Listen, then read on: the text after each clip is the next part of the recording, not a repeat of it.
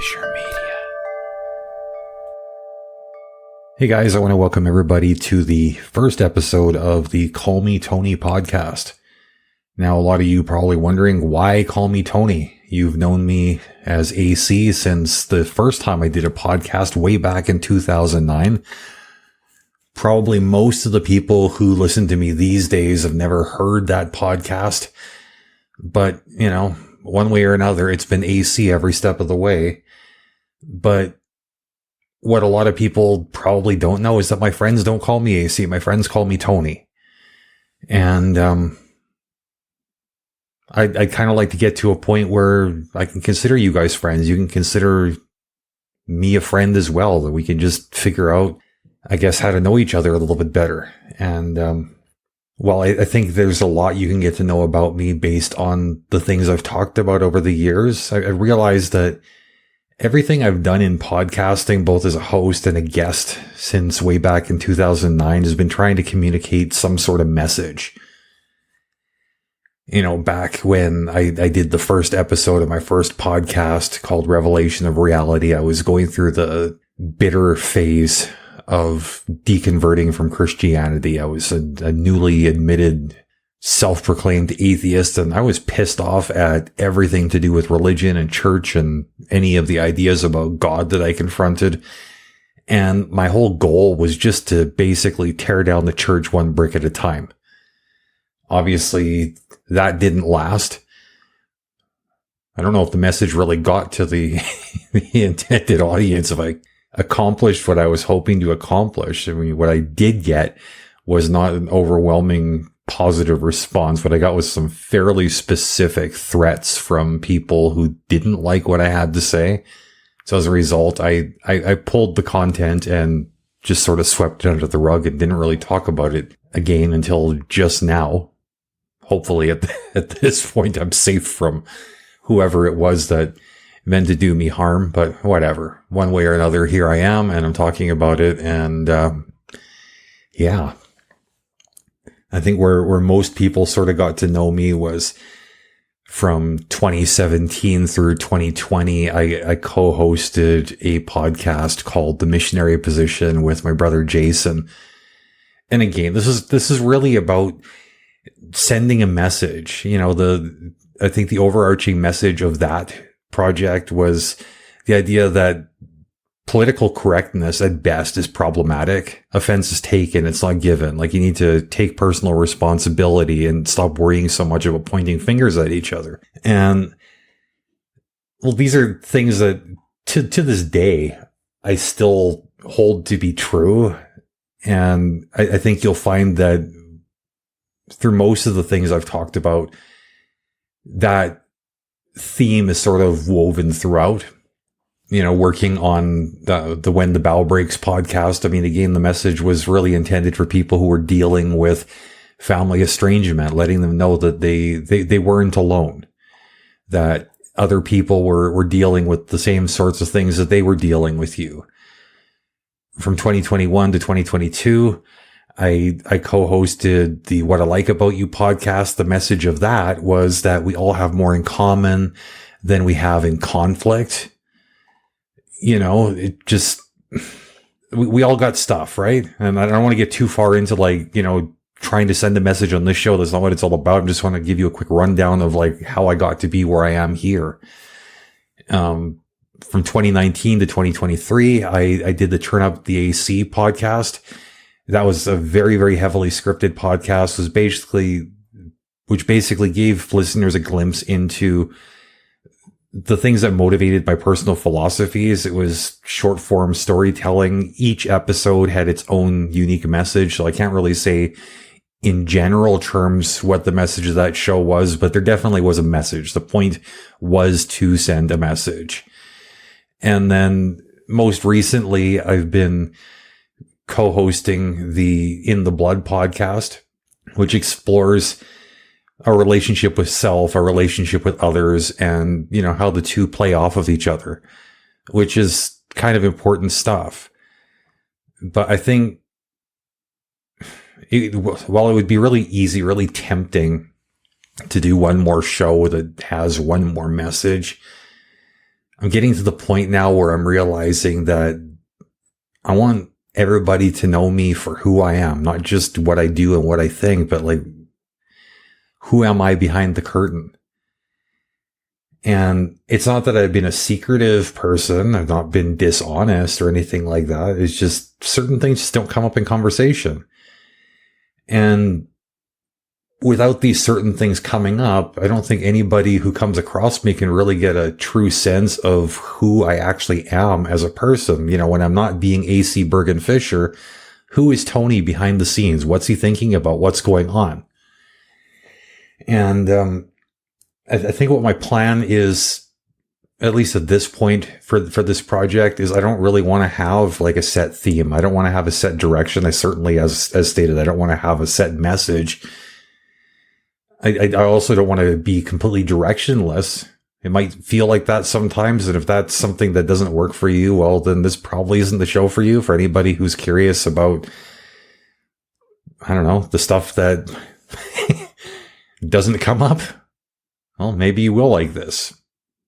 Even if nobody listens, I'm going to enjoy talking about it because I just need to say certain things out loud. It's good for me, you know? So now that we've spent like the better part of 6 minutes talking about how I got here, well, now I'm here. Now what? And the thing that's been coming up for me like more and more lately, and it's, I don't know, maybe some of you can relate.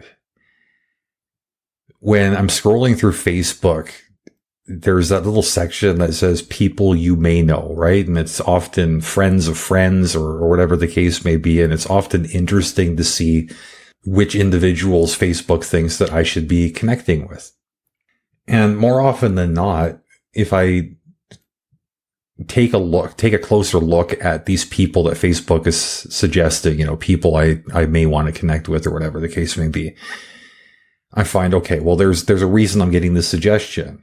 You know, Joe and I have a common friend, or we have 76 mutuals, whatever the case may be. I mean, I think the Facebook algorithms correctly have assumed that we're running in the same circle. We probably have similar interests, and, you know, it makes sense that we want to socialize with each other. Cool. I get that.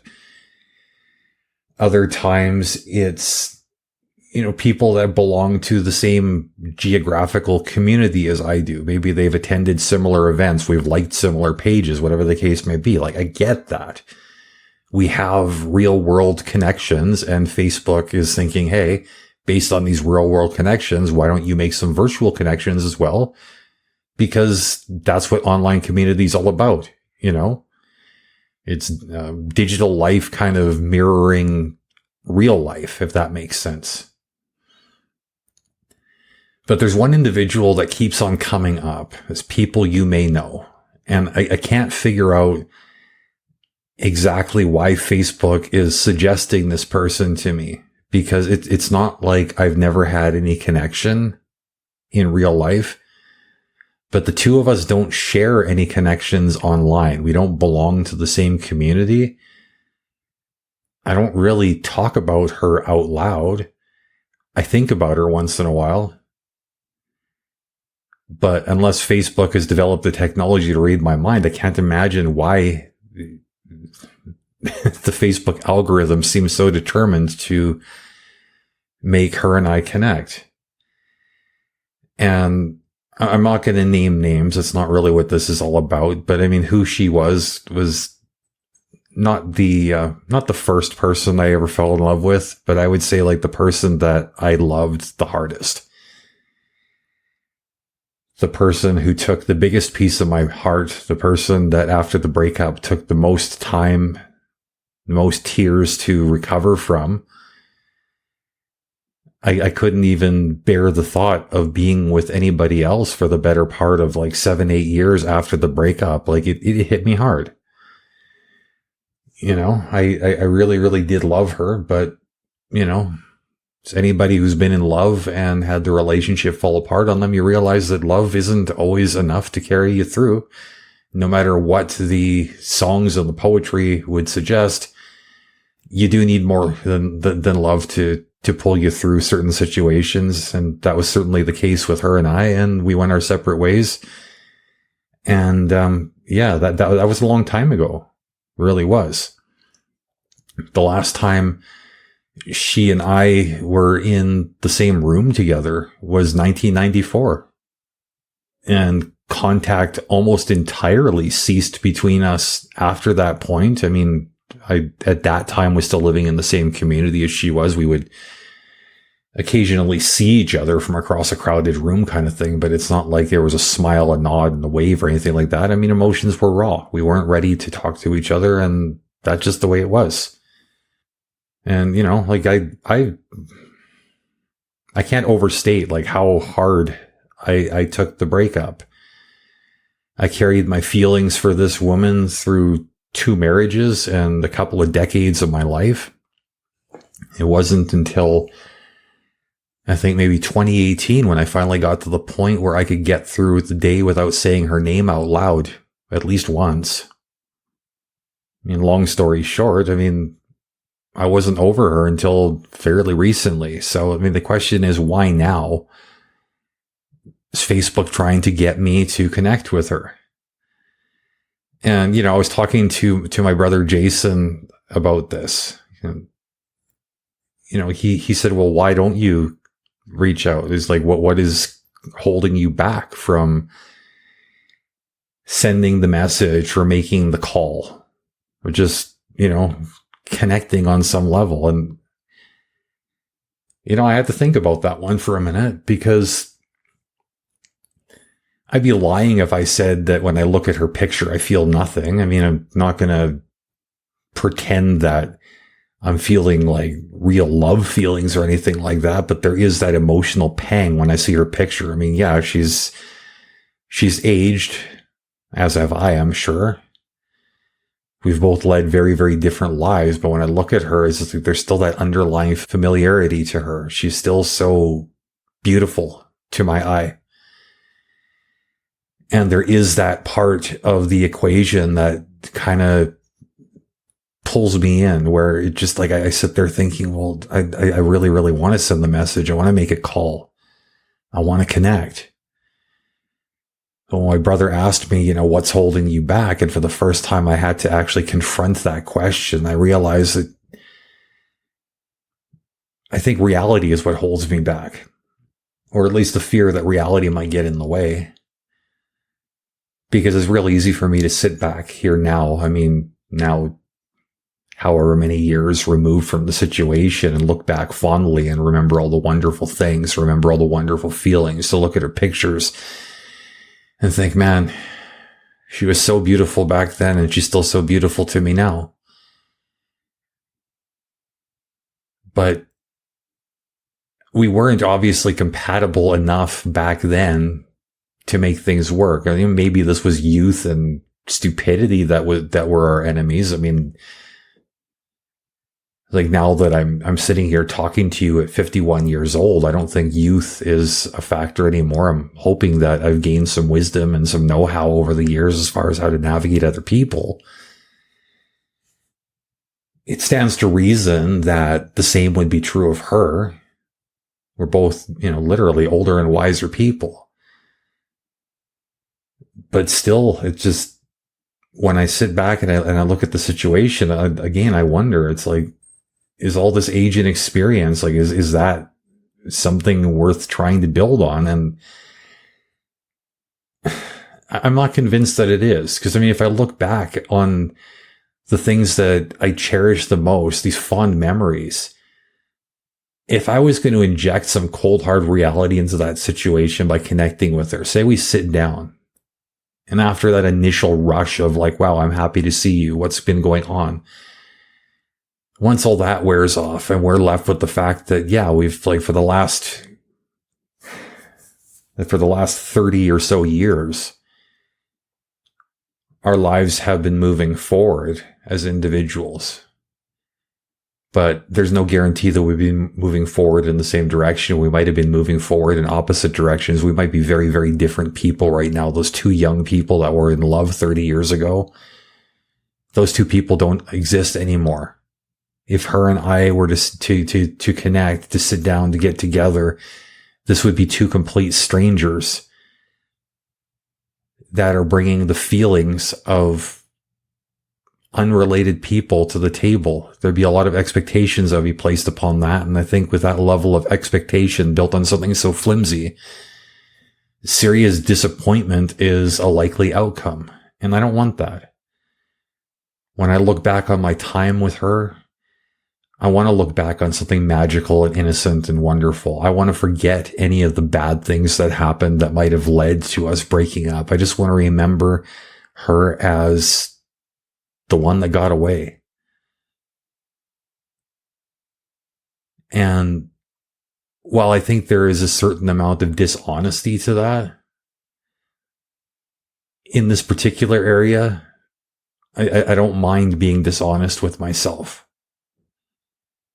I think I'm pretty honest with me in every other area.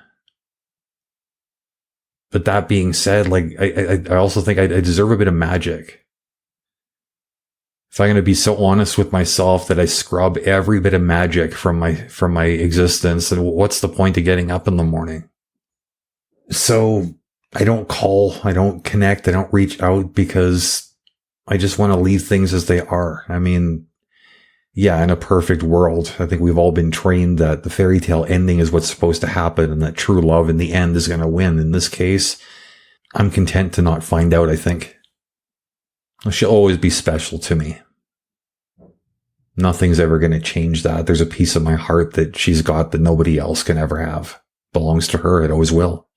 And, you know, with a love that big, I think that piece of my heart belonged to her even before I knew she existed. But something that's got that much riding on it, that's not something you go and tinker with just because Facebook says, hey, you remember this? Dig it up. No. I don't want to do that. I prefer to live in my magical thinking, at least in this area. There is so much room for me to be logical and analytical and introspective with everything else. But in this area, you know what? I don't want to unpack it. I don't want to dissect it. I don't need to understand how or why it works. I just want to look at her picture. I want to remember the things, the times. And I want to experience that fondness that comes along with those things. And that's all I need.